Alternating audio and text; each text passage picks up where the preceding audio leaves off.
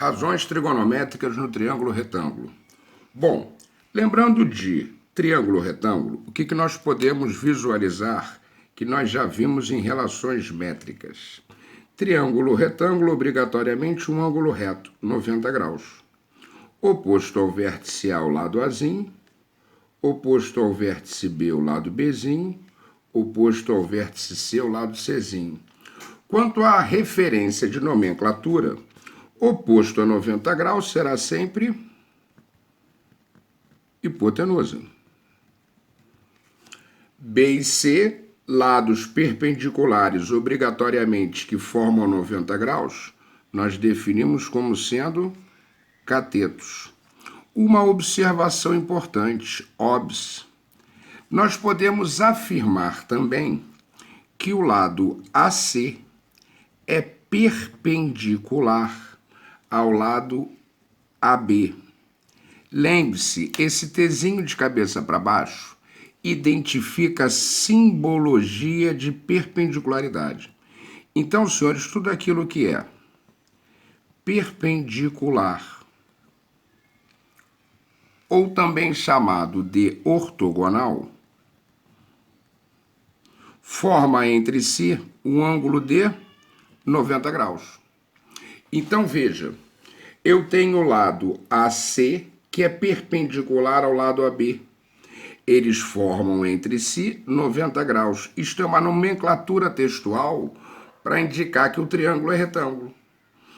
Então, nós já vimos o Teorema de Pitágoras, que nos diz que hipotenusa ao quadrado é a soma do quadrado dos catetos, que é uma relação de definição para o triângulo retângulo. Hipotenusa ao quadrado é a soma do quadrado dos catetos. É o nosso famoso pita. Um exemplo bom para podermos ver é um quadrilátero, o quadrado. Encontre a diagonal do quadrado ABCD de lado L. Então, nós temos um quadrado ABCD. Lembrando que quadrado é um polígono regular que tem os 4 lados e os 4 ângulos iguais. Ele quer que a gente calcule a diagonal. Perceba, ao traçar a diagonal BD, nós formamos aqui um triângulo retângulo, onde D é oposto a 90 graus, logo a sua hipotenusa. L e L são catetos. Este triângulo, não esqueça, ele é retângulo e isósceles, porque toda diagonal do quadrado também é bissetriz, divide o ângulo reto em 2 ângulos de 45. Mas por Pitágoras, nós podemos definir, Pita, que você tem intimidade, diagonal ao quadrado é a soma do quadrado dos catetos. Hipotenusa ao quadrado é a soma do quadrado dos catetos. Então, utilizando este triângulo retângulo para Pitágoras. Logo, diagonal ao quadrado é 2L2. Senhores, diagonal é raiz quadrada de 2L2. Se L está ao quadrado, eu posso tirar do radical. Então, a diagonal de todo o quadrado é L raiz de 2. Perceba, desenvolvemos uma relação de diagonal obrigatoriamente por Pitágoras. Quanto às razões trigonométricas no triângulo retângulo, veja, oposto ao vértice A nós temos o lado Azinho, oposto ao vértice B o lado Bzinho, oposto ao vértice C o lado Czinho. Então, nós temos hipotenusa sempre oposta a 90 graus. Mas perceba que agora eu identifico o vértice B com um ângulo interno alfa. Então, eu passo a ter a identidade desses catetos, porque um será oposto, lado contrário, o outro será adjacente, mesmo lado. Então, eu posso diferenciar os catetos em função da posição angular. Oposto ao ângulo é B, cateto oposto. Do mesmo lado do ângulo, adjacente, cateto adjacente. Quando nós trabalhávamos com um triângulo retângulo para Pitágoras, os catetos não têm observação de posição. São os dois lados que formam 90 graus. perpendiculares. Quando eu indico um ângulo, que poderia ser C também, eu indiquei B, nós temos cateto contrário ao ângulo, então oposto, comum, adjacente. Então, lembrando as três razões trigonométricas para o ângulo B: seno, cosseno e tangente de alfa. Como é que nós trabalhamos com essa relação? Quando nós temos seno, nós temos cateto oposto em relação à hipotenusa. O lado oposto é B, a hipotenusa A. Quando nós trabalhamos com cosseno, nós temos cateto adjacente sobre hipotenusa. Então, cateto adjacente C sobre hipotenusa A. Assim como a tangente do ângulo alfa, cateto oposto sobre cateto adjacente. Então, a razão trigonométrica é oposto B sobre o adjacente C. Essas relações são constantes em função dos catetos opostos e adjacentes para os triângulos retângulos. Então, seno, sempre cateto oposto sobre hipotenusa, cosseno, sempre adjacente sobre hipotenusa, e tangente, sempre cateto oposto sobre cateto adjacente.